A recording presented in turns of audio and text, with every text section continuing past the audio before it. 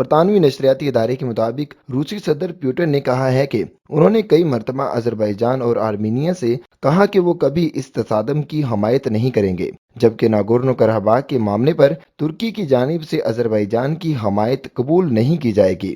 روسی صدر پیوٹن نے کہا کہ دونوں ممالک کے درمیان جاری لڑائی میں اب تک تقریباً 5,000 سے زیادہ افراد ہلاک ہو چکے ہیں، جس میں دونوں ممالک کی طرف سے 2,000 سے بھی زیادہ افراد ہلاک ہو چکے ہیں، جو کہ اب تک کے اندازے سے زیادہ ہلاکتیں ہیں۔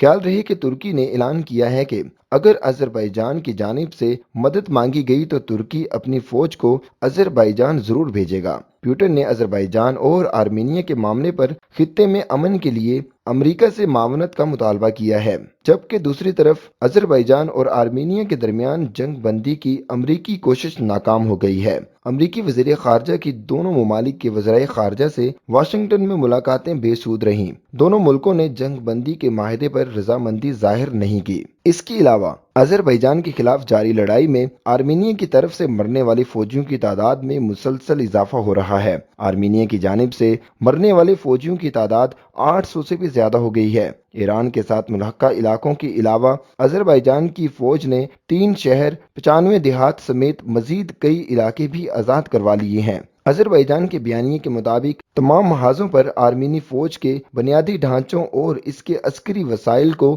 شدید نقصان پہنچایا گیا ہے، جس کی وجہ سے اسے فوجی ساز و سامان، خوراک اور اسلحے کی قلت کا سامنا ہے۔ اس تمام صورتحال میں آذربائیجان کے صدر کا کہنا ہے کہ ایک مرتبہ پھر کہتے ہیں کہ آذربائیجان کی فوج ہماری سرزمین سے فوری قبضہ چھوڑ دیں۔ اگر یہ کام ہوتا ہے تو جنگ بندی ممکن ہے، وگرنہ ہم اپنی سرزمین کا ایک ایک انچ ٹکڑا بھی حاصل کر کے رہیں گے۔